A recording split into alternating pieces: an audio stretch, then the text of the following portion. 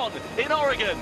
Lights out, we're underway. Good start from Mitch Evans off the front row. Not bad from Jake Hughes as well. Keep an eye out for Felix da Costa and Robin Fries. Pascal Verline coming through from 10th position on the grid, trying to challenge on the inside there of Eduardo Mortara. But it is Evans that leads the way. Hughes trying to challenge him on the outside through turn 2. Can he find his way through? They run side by side through the first sector. Hughes has got the inside line. He's going to have track position here, and I don't think Evans is going to challenge him too hard. Indeed, he doesn't. Hughes takes the lead as we sit on board here with Cassidy, making his way through and trying to keep his nose clean in these first few corners. Been a very, very clean start, actually, because you said about noses. Last year, there was quite a few bits of damage already. Everybody, I think, understood this, and they're now sitting that side-by-side routine there at the beginning of the race. And you see, already it's fanning out 4-5 abreast into turn 7. Yeah. Because next time the cars cross the start-finish straight, there is not even an inch of trying to use the entire width of the track until the very last moment on the straight. It's almost single-file racing while they save as much energy as possible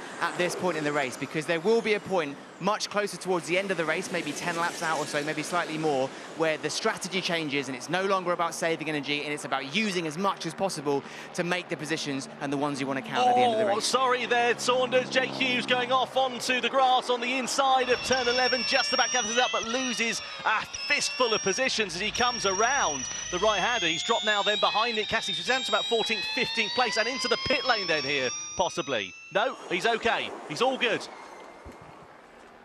So, start of lap 8, it is Dennis from da Costa, then Robin Fries, then Nato, Evans, etc. Muller and Degrassi having good races here so far. Our virtual race engineer reckons that Dennis is pushing to take attack mode, and our virtual race engineer has got it absolutely spot on. He's going to just drop behind his teammate Norman Nato. Now you can see what's going to happen here. The two Andretti's are going to work together. Nato's just going to lift off the throttle, let Dennis back through, try and create that gap now.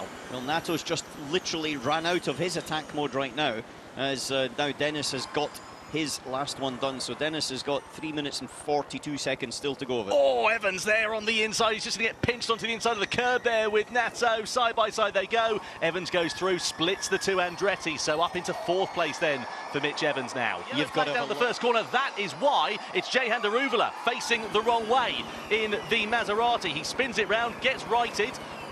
But unfortunately, that's not the way that Daruvala was hoping his race would go. This is starting to remind me of what we saw in Shanghai, where the Jaguars had extra energy to use, but it's all about getting the overtakes done. Da Costa's doing a great job of positioning his car where it's hard to overtake. You've got to really go offline to make the moves. There's going to be 3.5 laps to go now, so they've really got to get into the flat-out mode very, very soon.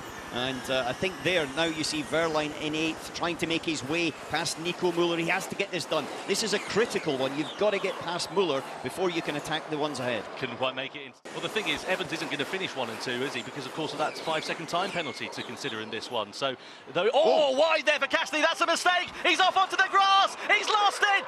Evans and Cassidy very close to one another, and Cassidy spins it round. What a disaster for the championship contender. The rest of the field goes sweeping on through, and Nick Cassidy has thrown away the victory here in Portland. This is what I was alluding to, the fact that Nick Cassidy was having to defend and he was having to look in his mirrors. He's more likely to make mistakes. If Mitch Evans gave him a bit of breathing room, the pressure would be less on. He's just made a huge critical mistake for the championship right there.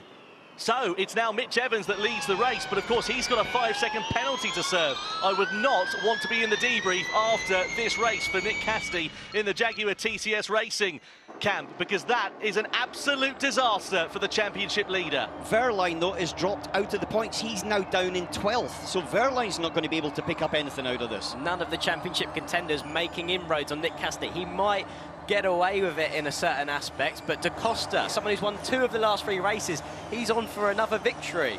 Felix da Costa having a quite fantastic resurgence to form. Evans is going to come through these final few sweeping corners. He knows, though, that it's he's got that penalty, 5 seconds to serve, and Felix da Costa, though he will finish 2nd on the road as we come out of the final corner, it'll be Evans who takes the checkered flag first, but it is Felix da Costa who comes across the line to take yet another victory. 3 in the last 4 races for Felix da Costa. Robin Fries in 2nd, Jean-Eric Byrne in 3rd place as well, Mortara in 4th, Muller in 5th position. And again, it is Porsche who power to the top here in Portland.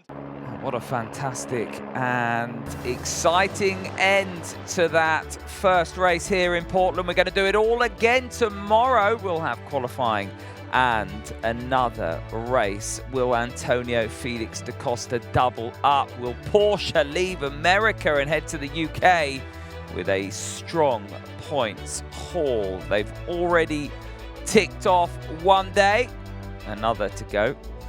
Robin Frins there in second place. Jean-Eric Verne rounding out the rostrum. Two Swiss drivers, fourth and fifth, Eduardo Mortara and Nico Müller. Good day for Switzerland if you're a football fan as well. Lucas de Grassi heads up the second page ahead of Nick de Vries, two former champions there. And then look at that, the championship leader, Nick Cassidy, behind the rookie, the Brazilian, in for Ollie Rowland in 18th, Caio Collet.